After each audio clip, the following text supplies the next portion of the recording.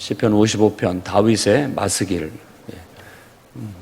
마스길 한번 묵상해 볼 만한 주제, 그런 어떤 교훈을 담고 있는 노래 혹은 시라고 할 수 있습니다. 이것도 현악에 맞춘 노래로서 앞에 거와 거의 같습니다. 또 내용도 54편하고 크게 차이가 없습니다. 앞에 54편은 자기 동족, 어떤 친족이 자신을 고발한 사건에 대한 복잡한 암담한 심정을 노래했다면, 오늘 이 55편은 친구 너마저 나를 배신한단 말이냐 하는 그런 가슴 아픈 심정을 노래하고 있습니다. 일단 1절에서 5절까지 이 시인이 지금 기도를 하고 있어요. 나의 기도를 하나님 들어달라고. 그리고 자기가 처한 상황을 하나님 앞에 아뢰는데 2절 말씀에 내가 근심으로 편치 못하여 탄식합니다라고 그렇게 말합니다. 그러니까 지금 마음이 편치가 않고 근심으로 탄식하고 있다라는 그런 처해진 상황을 그렇게 기도를 하는 거죠. 아마 우리 모두가 다 기도로 나와서 좋은 얘기만 하나님 앞에 할 사람은 거의 없을 겁니다. 다 우리의 불편함, 우리의 어려움, 우리의 힘듦, 견디기 어려운 그런 것들을 하나님께 이렇게 쏟아놓는 거예요. 어떻게 그걸 잘 표현해내느냐. 내 마음을, 내 감정을, 내 속마음을 하나님 앞에 털어놓는 게 기도의 하나의 중요한 요소라고 할 수 있겠어요. 그래서 정말 사방이 원수 같고 사방이 나를 대적하여 일어나는 것 같고 내 주변이 사방이 악으로 가득 차 있는 것 같은 느낌 속에서 자신이 그 악으로 인하여 고통받고 있는, 그래서 압박당하고 있고 그 악인들의 소리가 듣기가 싫을 만큼 쟁쟁거리고, 그래서 옛날 그 멜 깁슨이 만든 패션 오브 크라이스트에서 사탄을 묘사할 때 어린 아이로 묘사를 했습니다.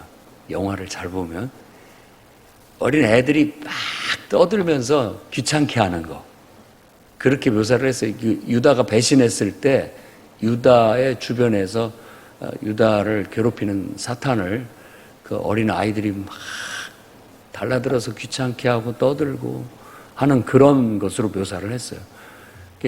그만큼 막 힘들다는 거예요. 떨쳐낼 수 없을 만큼.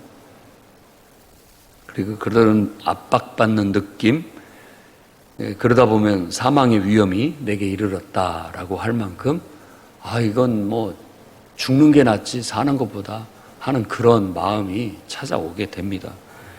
그러므로써 두렵고 떨리고 공포스럽다 이렇게 말하고 있어요. 아마 우리는 다들 평탄한 삶을 대부분 살고 이렇게 막 극적인 고통이나 어려움 속에 빠져본 적은 거의 없을 겁니다. 그러나 어느 순간 인생은 다 굴곡지기 때문에 이런 상황에 놓여질 때가 있어요. 정말 하늘이 무너지는 것 같고 또 마음이 너무 편치가 못해서 잠도 못 이루고 또 그냥 생각만 하면 그냥 생각을 하려고 하지 않아도 그런 잡생각에 사로잡혀서 괴로울 때가 있습니다. 사방이 다 나쁜 놈들 같고 온 세상이 다 나한테 왜 그런지 모르게 나를 압박해 오는 것 같고 그야말로 이건 사는 게 아니라 차라리 죽는 게 나을 정도의 그런 위험한 나쁜 상황에 처해질 수 있어 정말 공포스럽고 두려운 그런 상황이 오게 됩니다. 그러면 6절에서 8절에 이 시인이 노래하는 것처럼 뭐냐면 도망치고 싶어요. 그러니까 지금 내가 날개가 있다면, 비둘기같이 날개가 있다면 난 날아가 버리겠다. 어디로? 나의 피난처로. 그래서 거기서 폭풍과 광풍을 피하고 싶다는 그런 심경을 노래하고 있습니다. 그러니까 현실로부터 좀 벗어나 버리고 싶은 그런 마음, 도망치고 싶은 심정, 그런 거죠. 지금 막 그 복잡한 현실 속에서 사람도 싫고 또 뭐 모든 것들이 다 싫은 그런 상황에서 도망치고 싶은 마음. 그래서들 요즘 사람들이 자연인, 산속에 가서 사는지 모르겠습니다. 옛날에 유명한 축구선수도 산속에서 자연인처럼 살고 있다고 해요. 이혼하고. 그러니까 그 복잡한 심정을 어떻게 다 말로 하겠습니까? 그러니까 이 생각을 비우고 마음을 비우고 싶은 그런 마음인 거예요. 생각을 안 하고 싶고 마음도 뭐 따지고 싶고 느끼고 싶지도 않은 거예요.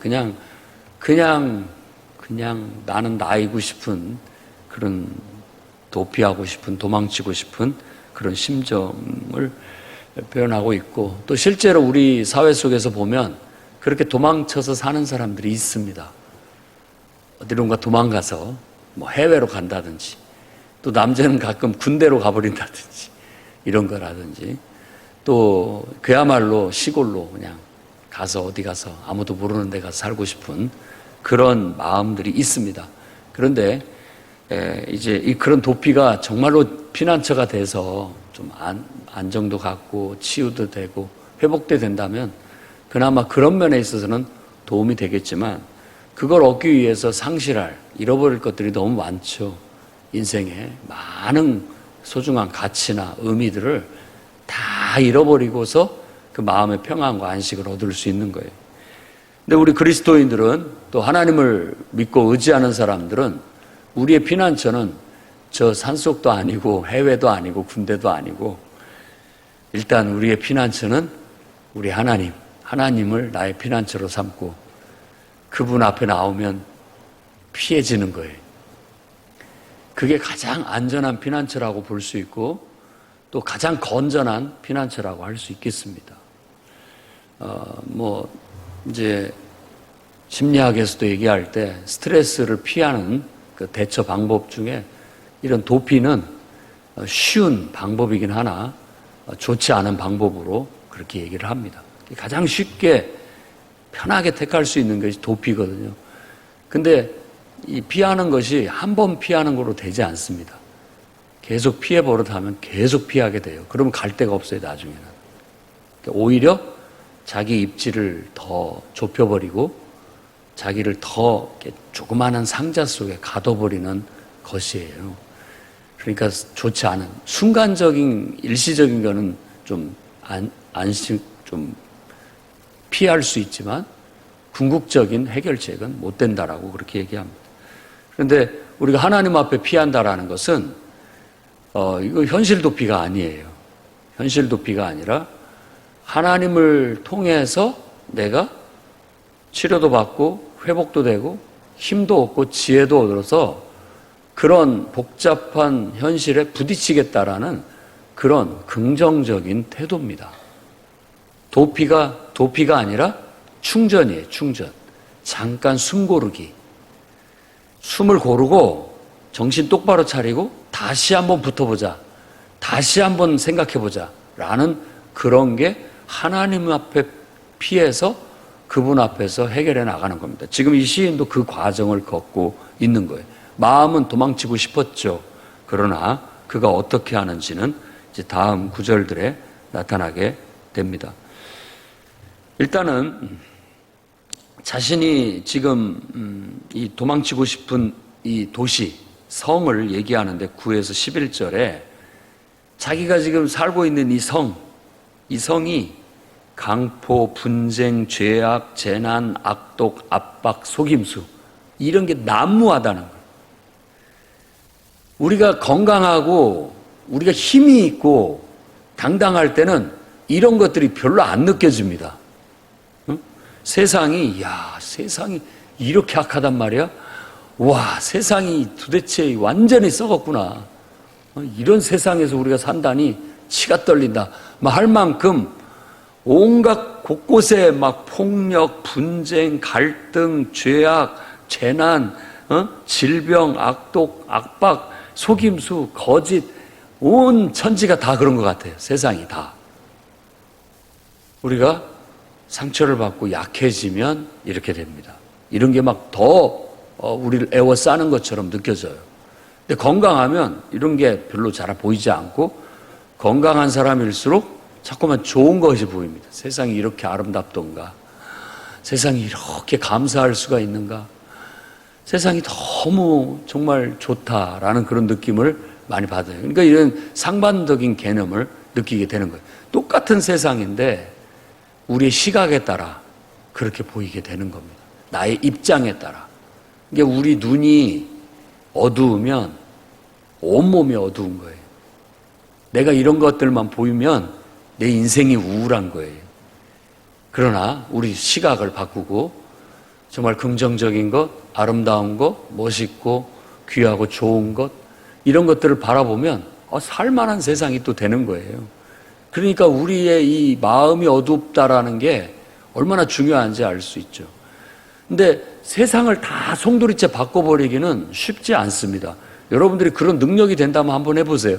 근데 지금까지 그런 영웅들이 일어나서 해봤지만 그 나물의 그 밥이었습니다. 그 나물의 그 밥이었다고요. 세상이 악하다고 뒤집어 엎었는데 자기가 만든 세상도 똑같다는 얘기예요. 그러니까 세상에 어떤 힘 있는 사람을 의지할 것 없습니다. 예를 들어 탈레반이 이놈은 나라가 제대로 안 돼 있다, 잘못됐다, 확 뒤집어 엎었어요. 자기들이 통치하는 그 나라는 어떨까요? 똑같거나 더 나쁘거나 더 좋아지지는 않습니다. 그러니까 이게 세상 사람들이 다 똑같은 거예요. 이게 세상이 너무 악하다고 느껴지는 우리들의 느낌은 정말 지혜예요. 진리예요. 진리.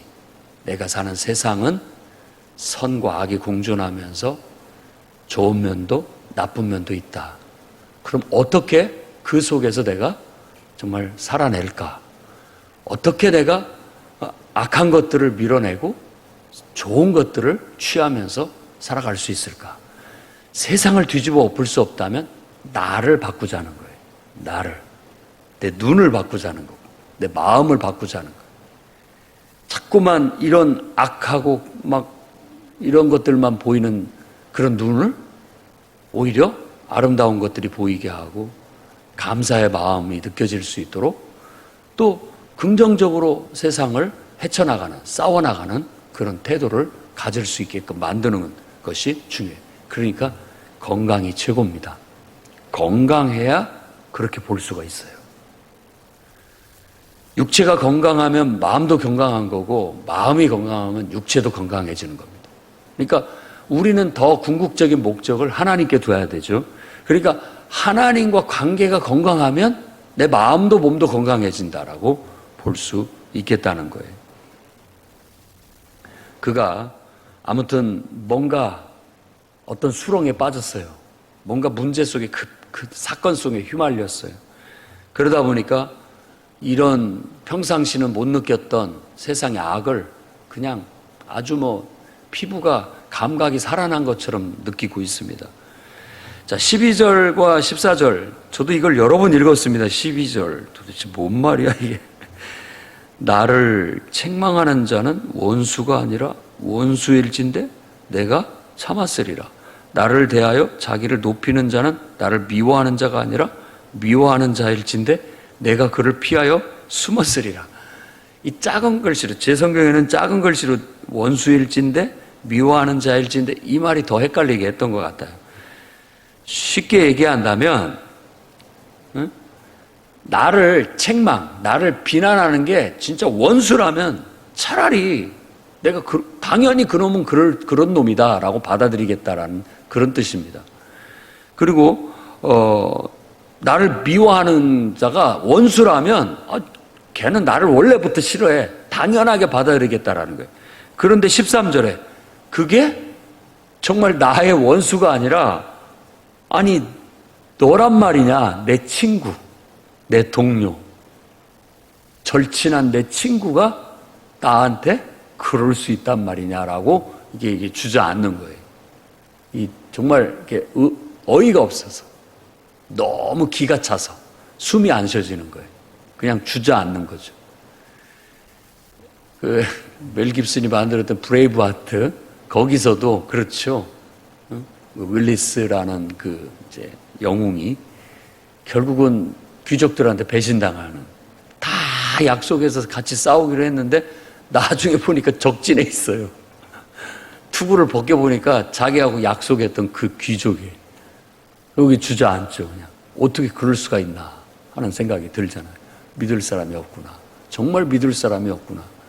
친구의 배신 앞에서는 정말 온몸에 힘이 쪽 빠지고 주저앉게 됩니다. 이런 심정을 마스길이라고 하는 거예요. 이런 것을 노래하는 게. 어떤 뭔가 인생의 어떤 단면을 교훈 삼아서 우리에게 딱 보여주는 거예요. 아, 이런 상황도 인생에 닥칠 수가 있구나. 이런 일들도 있구나. 그리고 나도 그런 경험이 있다라는 거. 그리고 나도 또 그런 경험을 할 수도 있다라는 것입니다.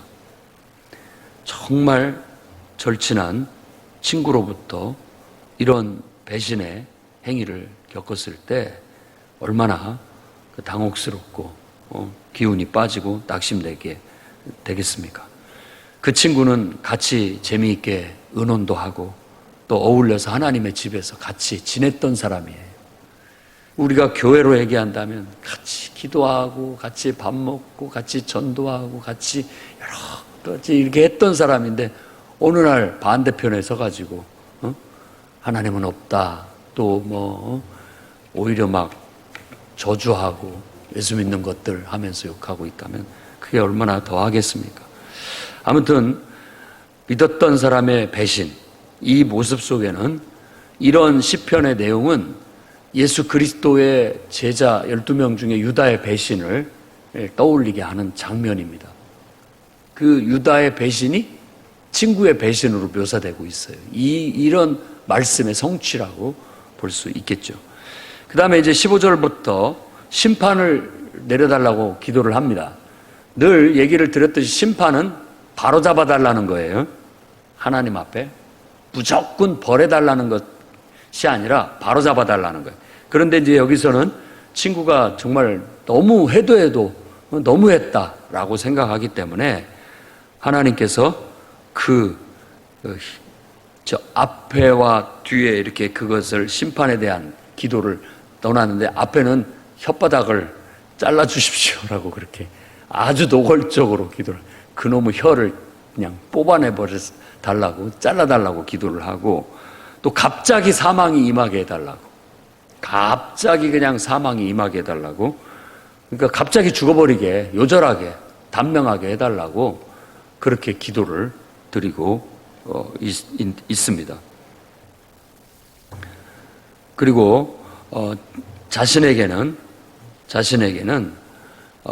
이런 데서부터 나를 구해달라고 그렇게 기도하고 있습니다.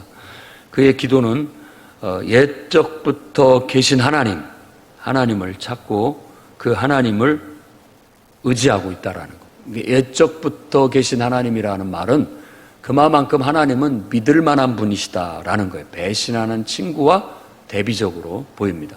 어제 말씀에는 성실하신 하나님이라고 했죠. 정말 자신을 밀고 했던, 배신했던 친족과는 상반된 그런 태도고 정신이라고 할 수 있는 거죠. 그러니까 신실하고 믿을 만하고 성실한 그런 사람을 친구로 삼아야 됩니다. 그런 친구는 예수 그리스도밖에 없습니다. 유일하게 영원히 우리를 배반하지 않고 영원히 우리를 곁에서 지켜줄 유일한 존재는 바로 우리의 친구 예수 그리스도밖에 없고, 여러분을 창조하신 그 하나님의 사랑만이 변함없는 사랑이란 거, 그거 하나만은 잊지 마십시오. 그러니까 우리가 어디에 우리 마음을 두어야 되겠습니까? 세상 사람한테 아니죠. 하나님께 마음을 둬야 안전해요. 그리고 세상에 우리 마음을 둬서도 불안합니다. 하나님께 우리 마음을 두고 천국에, 하나님 나라에 우리 마음을 둘 때 가장 우리가 안전해요. 지금 이 시인은 바로 하나님께 자신의 마음을 다시 가져와서 그 속에서 안정을 찾고 그 속에서 새 힘을 얻으려고 하고 있는 겁니다.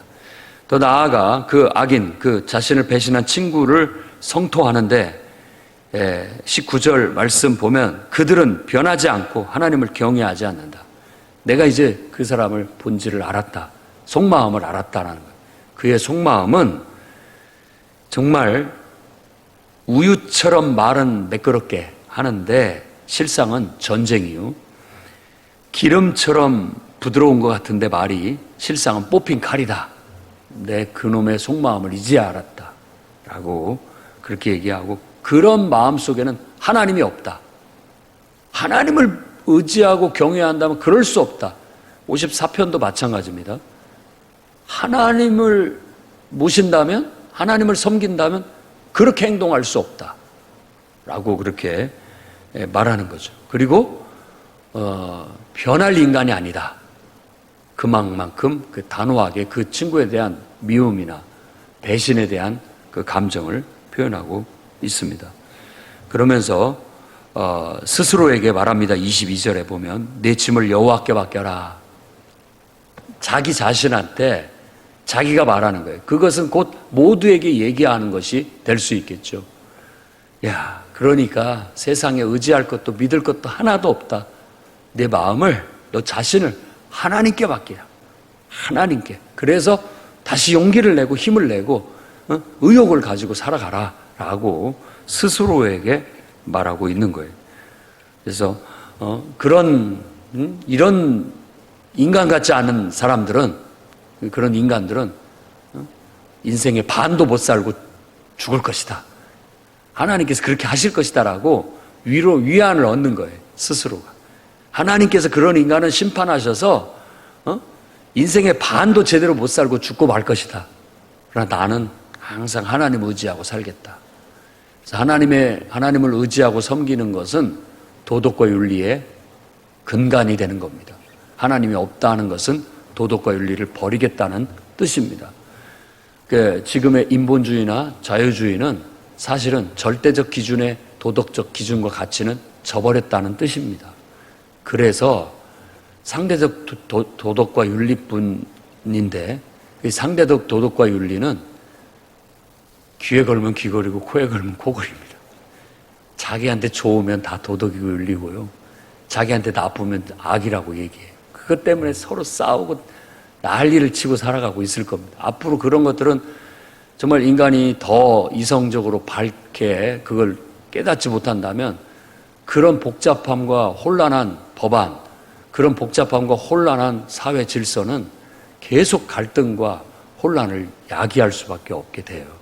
우리 그리스도인만큼은 세상에 빛이 되고 소망이 되어 정말 하나님 안에서의 절대적 기준과 가치에 깃발을 딱 세워야 됩니다.